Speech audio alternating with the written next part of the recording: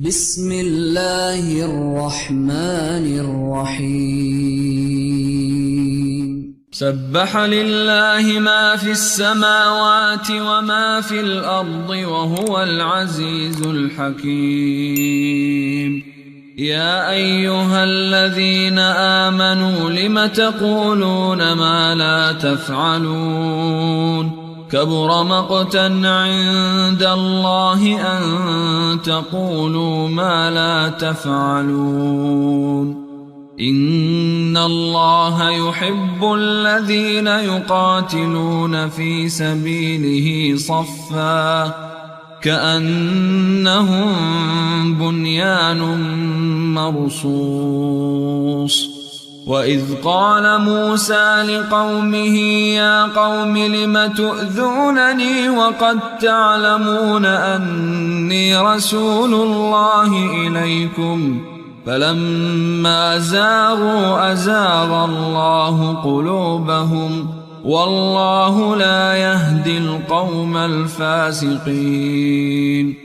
وإذ قال عيسى ابن مريم يا بني إسرائيل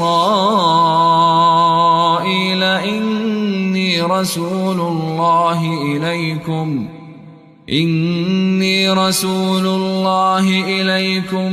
مصدقا لما بين يدي من التوراة ومبشرا برسول يأتي من بعد اسمه أحمد فلما جاءهم بالبينات قالوا هذا سحر مبين ومن أظلم ممن افترى على الله الكذب وهو يدعى إلى الإسلام والله لا يهدي القوم الظالمين يريدون ليطفئوا نور الله بأفواههم والله متم نوره ولو كره الكافرون هو الذي أرسل رسوله بالهدى ودين الحق ليظهره على الدين كله ولو كره المشركون يا أيها الذين آمنوا هل أدلكم على تجارة تنجيكم من عذاب أليم تؤمنون بالله ورسوله وتجاهدون في سبيل الله بأموالكم وأنفسكم ذلكم خير لكم إن كنتم تعلمون يغفر لكم ذنوبكم ويدخلكم جنات تجري من تحتها الأنهار ومساكن طيبة في جنات عدن ذلك الفوز العظيم وأخرى تحبونها نصر من الله وفتح قريب وبشر المؤمنين يا أيها الذين آمنوا كونوا أنصار الله كما قال عيسى ابن مريم للحواريين من أنصاري إلى الله قال الحواريون نحن أنصار الله فآمنت طائفة من بني إسرائيل وكفرت طائفة فأيدنا الذين آمنوا على عدوهم فأصبحوا ظاهرين بسم الله الرحمن الرحيم يسبح لله ما في السماوات وما في الأرض الملك القدوس العزيز الحكيم. هو الذي بعث في الأميين رسولا منهم يتلو عليهم آياته ويزكيهم ويعلمهم الكتاب والحكمة وإن كانوا من قبل لفي ضلال مبين. وآخرين منهم لما يلحقوا بهم وهو العزيز الحكيم. ذلك فضل الله يؤتيه من يشاء والله ذو الفضل العظيم. مثل الذين حملوا التوراة ثم لم يحملوها كمثل الحمار يحمل أسفارا بئس مثل القوم الذين كذبوا بآيات الله والله لا يهدي القوم الظالمين. قل يا أيها الذين هادوا إن زعمتم أنكم أولياء لله من دون الناس فتمنوا الموت إن كنتم صادقين ولا يتمنونه أبدا بما قدمت أيديهم والله عليم بالظالمين. قل إن الموت الذي تفرون منه فإنه ملاقيكم ثم تردون إلى عالم الغيب والشهادة فينبئكم بما كنتم تعملون. يا أيها الذين آمنوا إذا نودي للصلاة من يوم الجمعة فاسعوا إلى ذكر الله وذروا البيع ذلكم خير لكم إن كنتم تعلمون. فإذا قضيت الصلاة فانتشروا في الأرض وابتغوا من فضل الله واذكروا الله كثيرا لعلكم تفلحون. وإذا رأوا تجارة أو لهوا انفضوا إليها وتركوك قائما قل ما عند الله خير من اللهو ومن التجارة والله خير الرازقين. بسم الله الرحمن الرحيم. إذا جاءك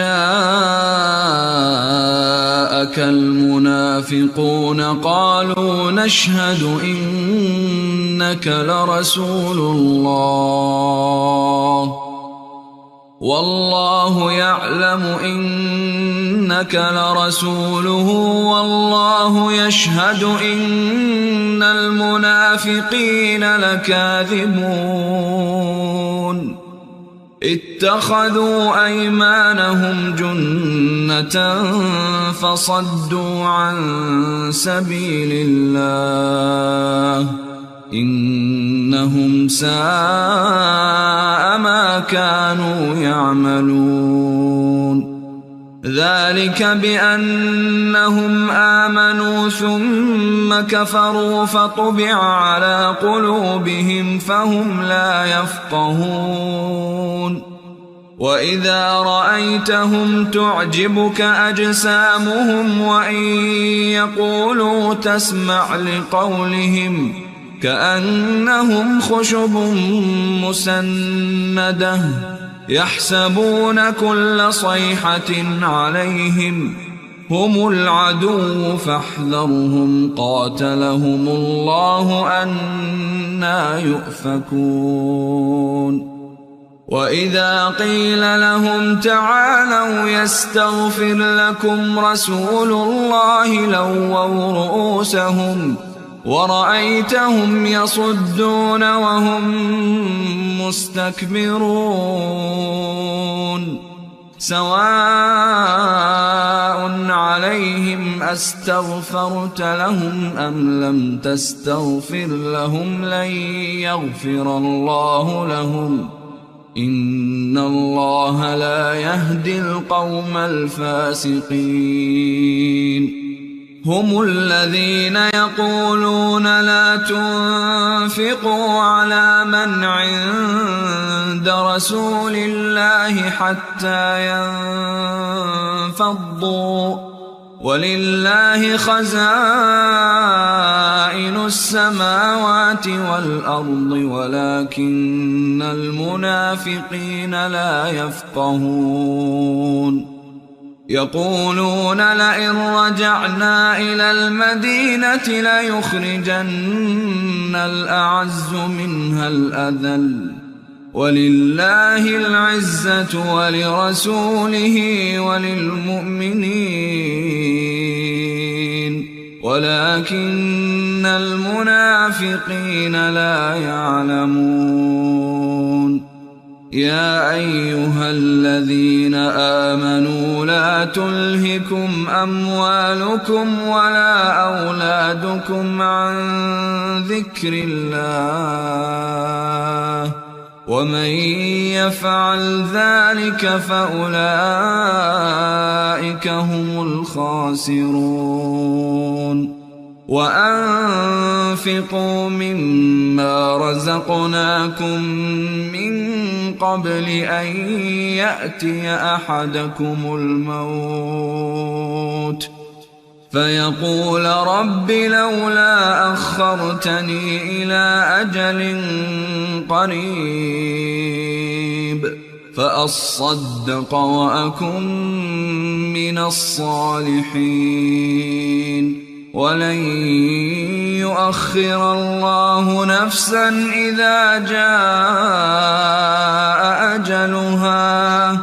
والله خبير بما تعملون بسم الله الرحمن الرحيم يسبح لله ما في السماوات وما في الأرض له الملك وله الحمد وهو على كل شيء قدير هو الذي خلقكم فمنكم كافر ومنكم مؤمن والله بما تعملون بصير خلق السماوات والأرض بالحق وصوركم فأحسن صوركم وإليه المصير يعلم ما في السماوات والأرض ويعلم ما تسرون وما تعلنون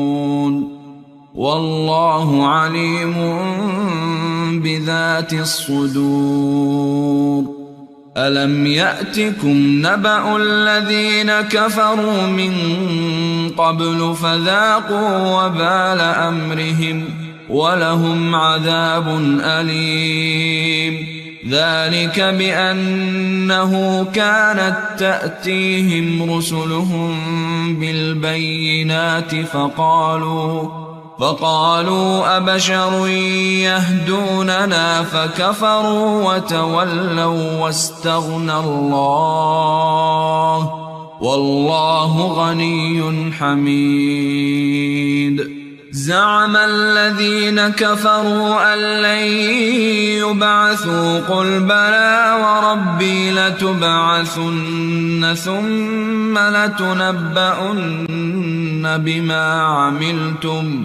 وذلك على الله يسير فآمنوا بالله ورسوله والنور الذي أنزلنا والله بما تعملون خبير يوم يجمعكم ليوم الجمع ذلك يوم التغابن ومن يؤمن بالله ويعمل صالحا يكفر عنه سيئاته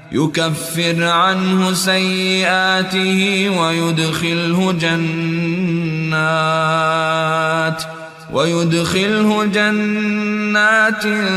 تجري من تحتها الأنهار خالدين فيها أبدا ذلك الفوز العظيم والذين كفروا وكذبوا بآياتنا أولئك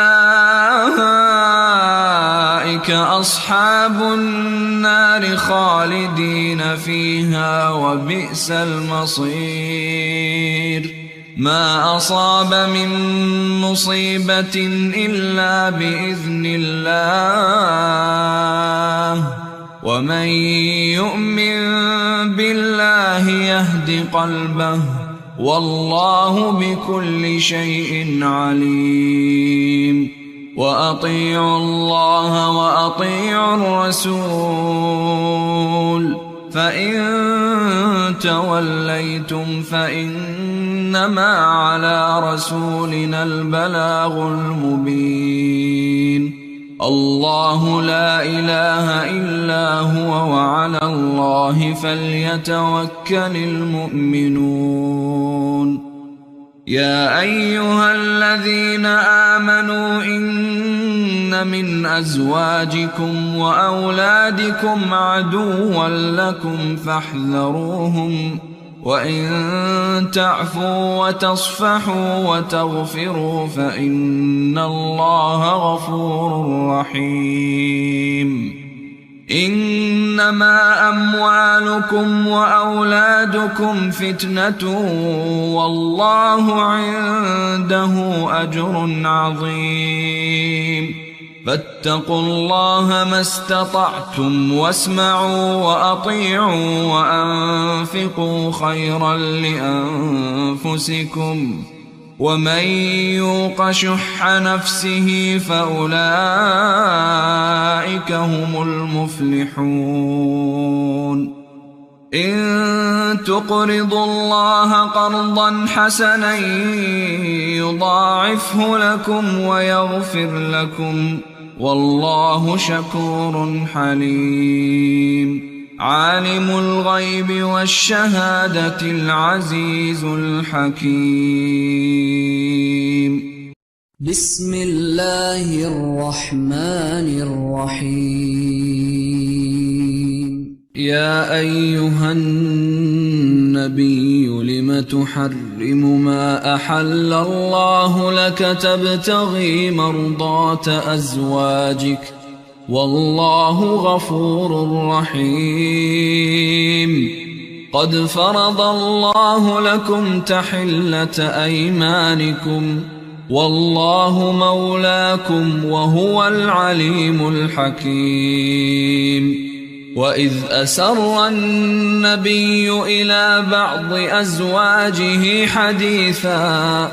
فلما نبأت به وأظهره الله عليه عرف بعضه وأعرض عن بعض فلما نبأها به قالت من أنبأك هذا قال نبأني العليم الخبير إن تتوبا إلى الله فقد صغت قلوبكما وإن تظاهرا عليه فإن الله هو مولاه وجبريل وصالح المؤمنين والملائكة بعد ذلك ظهير. عسى ربه إن طلقكن أن يبدله أزواجا خيرا منكن مسلمات مؤمنات قانتات تائبات عابدات سائحات ثيبات وأبكارا. يا أيها الذين آمنوا قوا أنفسكم وأهليكم نارا وقودها الناس والحجارة عليها ملائكة غلاظ شداد لا يعصون الله ما أمرهم ويفعلون ما يؤمرون. يا أيها الذين كفروا لا تعتذروا اليوم إنما تجزون ما كنتم تعملون. يا أيها الذين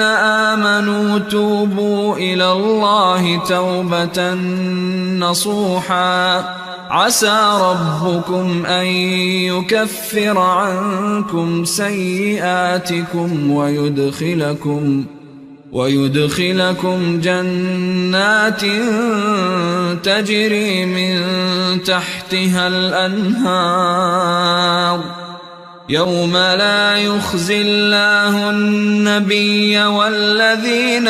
آمنوا معه نورهم يسعى بين أيديهم وبأيمانهم يقولون ربنا أتمم لنا نورنا واغفر لنا إنك على كل شيء قدير. يا أيها النبي جاهد الكفار والمنافقين واغلظ عليهم ومأواهم جهنم وبئس المصير.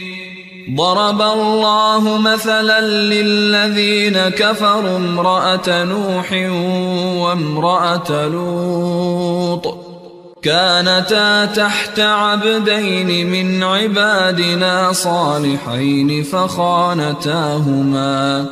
فخانتاهما فلم يغنيا عنهما من الله شيئا وقيل ادخلا النار مع الداخلين. وضرب الله مثلا للذين آمنوا امرأة فرعون إذ قالت رب ابن لي عندك بيتا في الجنة ونجني من فرعون وعمله ونجني من القوم الظالمين. ومريم ابنة عمران التي أحصنت فرجها فنفخنا فيه من روحنا وصدقت بكلمات ربها وكتبه وكانت من القانتين. بسم الله الرحمن الرحيم. نون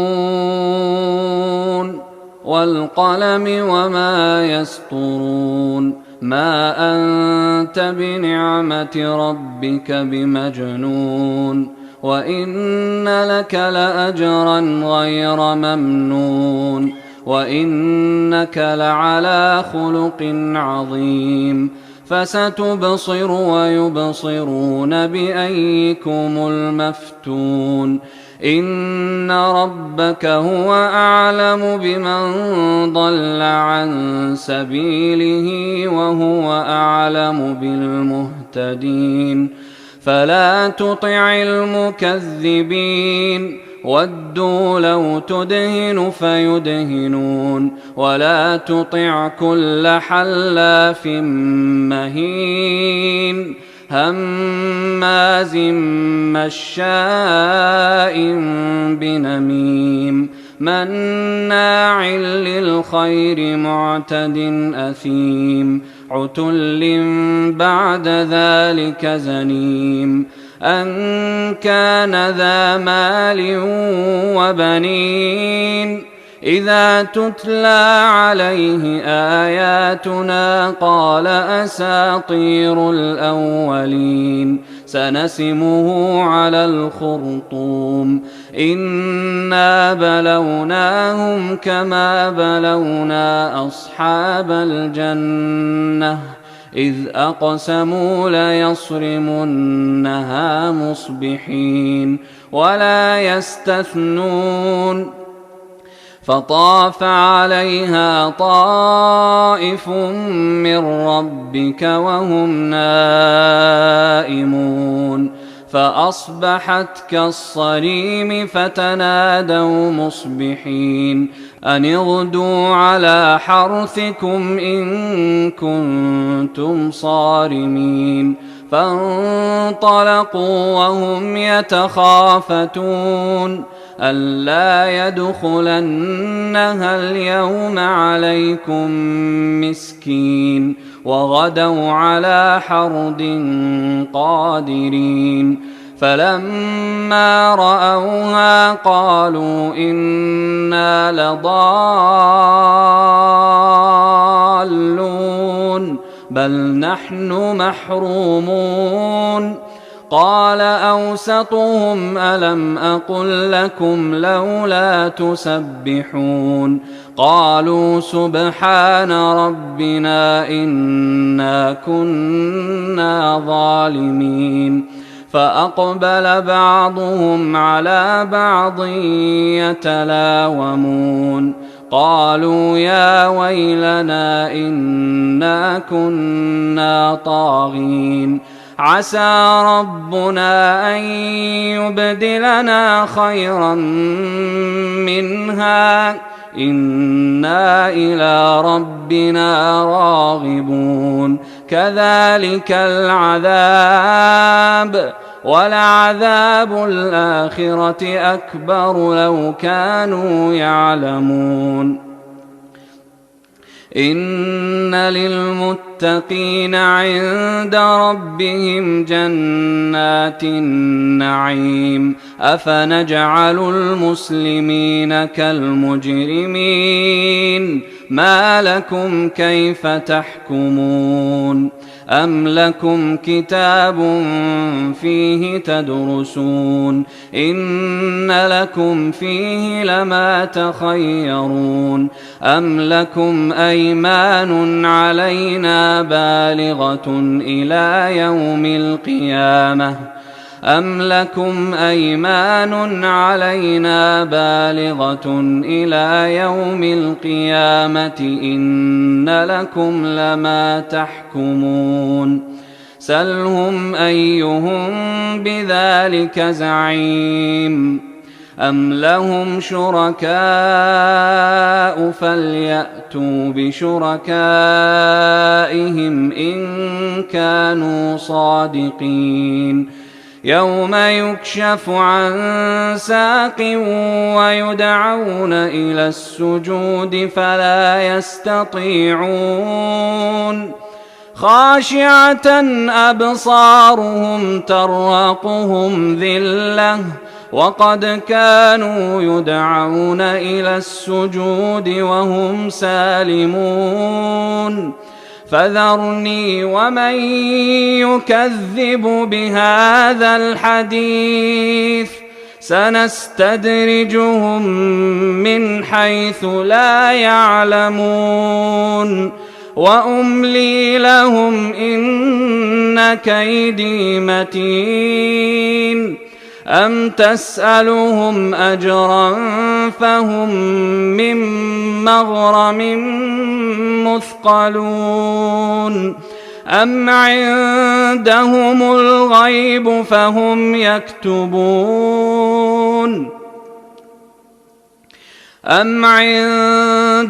الغيب فهم يكتبون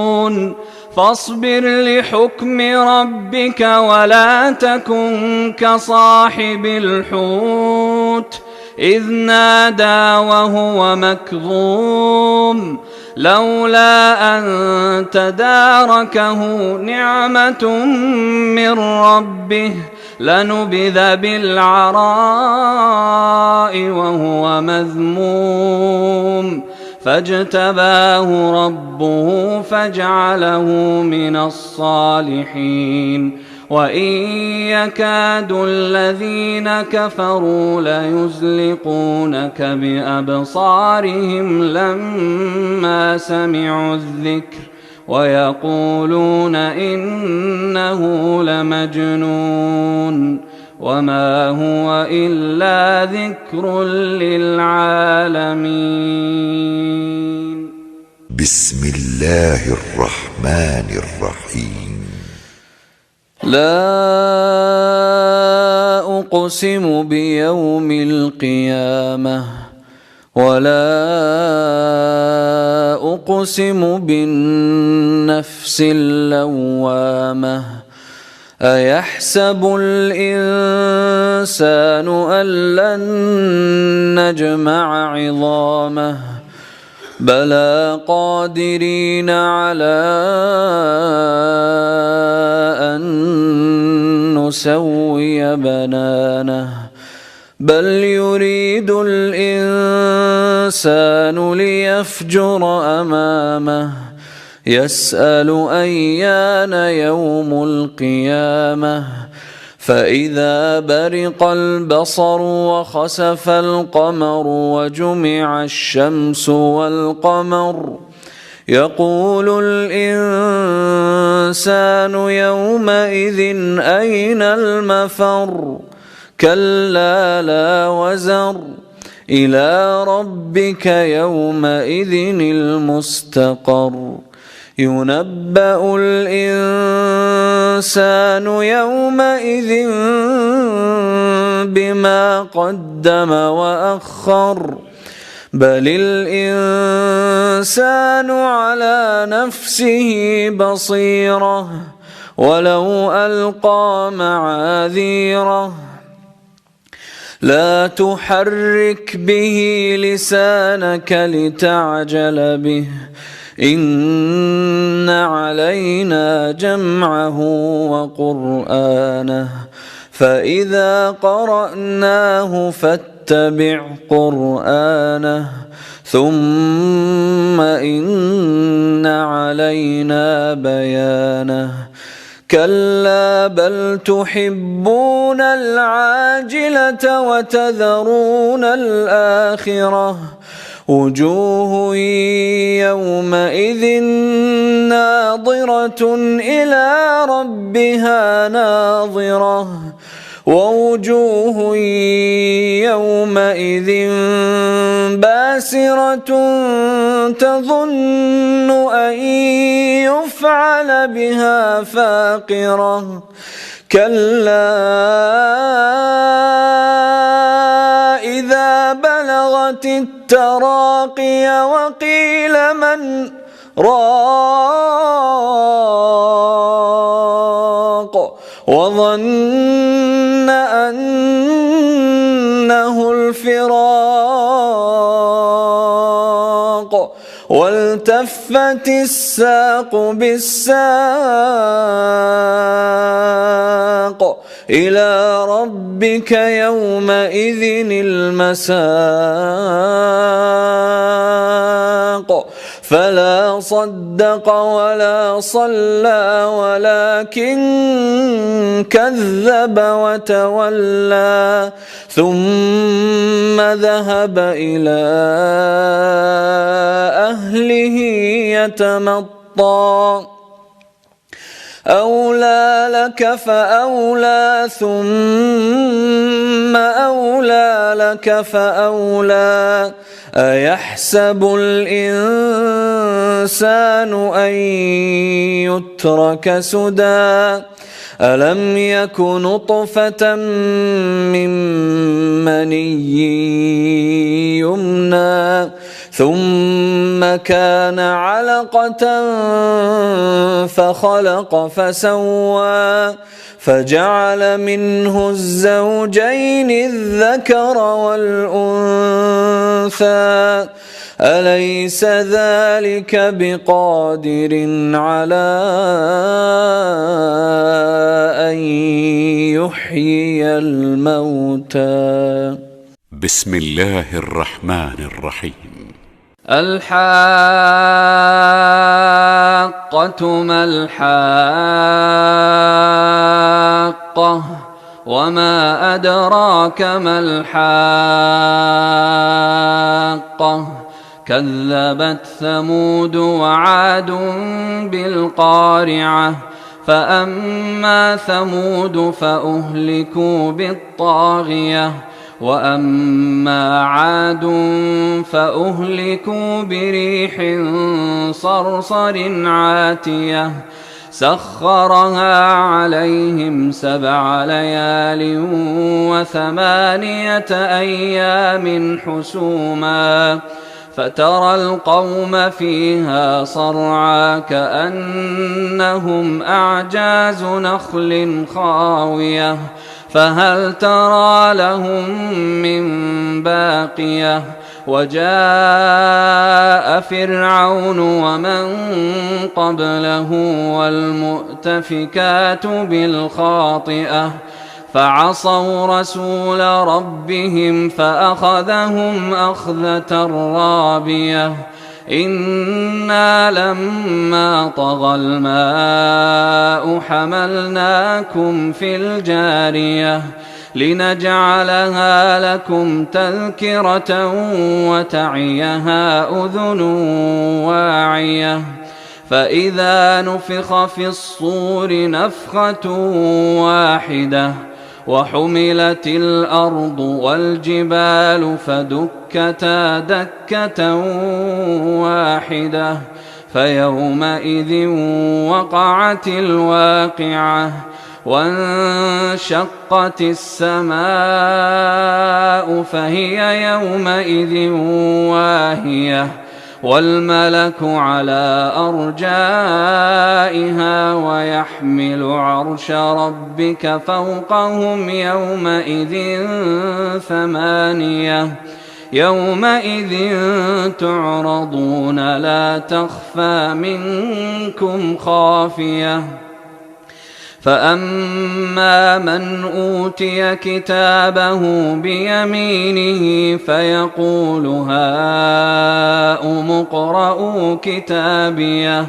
إني ظننت أني ملاق حسابيه فهو في عيشة راضية في جنة عالية قطوفها دانية كلوا واشربوا هنيئا بما أسلفتم في الأيام الخالية وأما من أوتي كتابه بشماله فيقول يا ليتني لم أوت كتابيه ولم أدر ما حسابيه يا ليتها كانت القاضية ما أغنى عني ماليه هلك عني سلطانيه خذوه فغلوه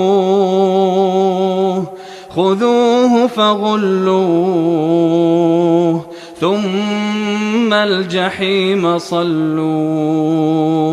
ثم في سلسلة ذرعها 70 ذراعا فاسلكوه إنه كان لا يؤمن بالله العظيم ولا يحض على طعام المسكين فليس له اليوم هاهنا حميم ولا طعام إلا من غسلين لا يأكله إلا الخاطئون فلا أقسم بما تبصرون وما لا تبصرون إنه لقول رسول كريم وما هو بقول شاعر قليلا ما تؤمنون ولا بقول كاهن قليلا ما تذكرون تنزيل من رب العالمين ولو تقول علينا بعض الأقاويل لأخذنا منه باليمين ثم لقطعنا منه الوتين فما منكم من أحد عنه حاجزين وإنه لتذكرة للمتقين وإنا لنعلم أن منكم مكذبين وإنه لحسرة على الكافرين وإنه لحق اليقين فسبح باسم ربك العظيم بسم الله الرحمن الرحيم هل أتى على الإنسان حين من الدهر لم يكن شيئا مذكورا إنا خلقنا الإنسان من نطفة أمشاج نبتليه فجعلناه سميعا بصيرا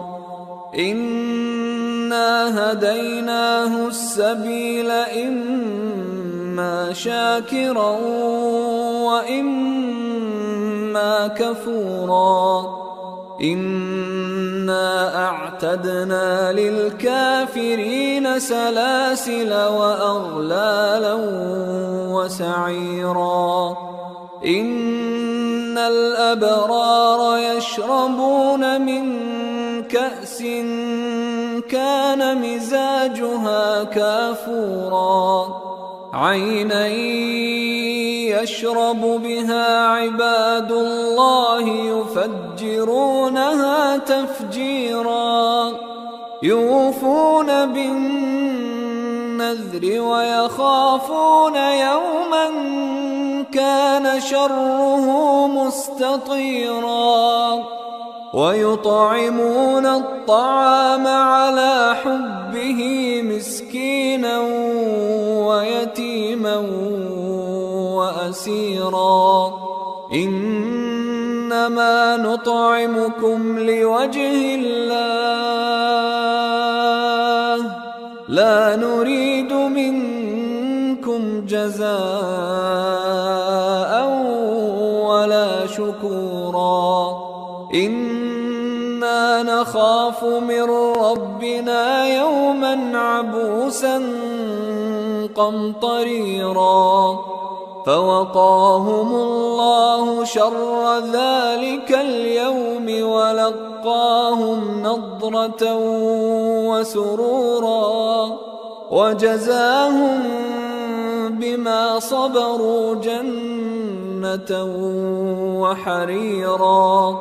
متكئين فيها على الأرائك الأرائك لا يرون فيها شمسا ولا زمهريرا ودانية عليهم ظلالها وذللت قطوفها تذليلا ويطاف عليهم بآنية من فضة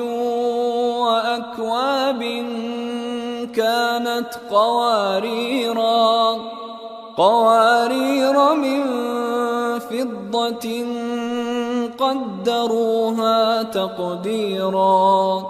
ويسقون فيها كأسا كان مزاجها زنجبيلا عينا فيها تسمى سلسبيلا ويطوف عليهم ولدان مخلدون إذا رأيتهم حسبتهم لؤلؤا منثورا وإذا رأيت ثم رأيت نعيما وملكا كبيرا عاليهم ثياب سندس خضر واستبرق وحلوا أساور من فضة وسقاهم ربهم شرابا طهورا إن هذا كان لكم جزاء وكان سعيكم مشكورا إنا نحن نزلنا عليك القرآن تنزيلا فاصبر لحكم ربك ولا تطع منهم آثما أو كفورا واذكر اسم ربك بكرة وأصيلا ومن الليل فاسجد له وسبحه ليلا طويلا إن هؤلاء يحبون العاجلة ويذرون وراءهم يوما ثقيلا نحن خلقناهم وشددنا أسرهم وإذا شئنا بدلنا أمثالهم تبديلا إن هذه تذكرة فمن شاء اتخذ إلى ربه سبيلا وما تشاءون إلا أن يشاء الله إن الله كان عليما حكيما يدخل من يشاء في رحمته والظالمين أعد لهم عذابا أليما.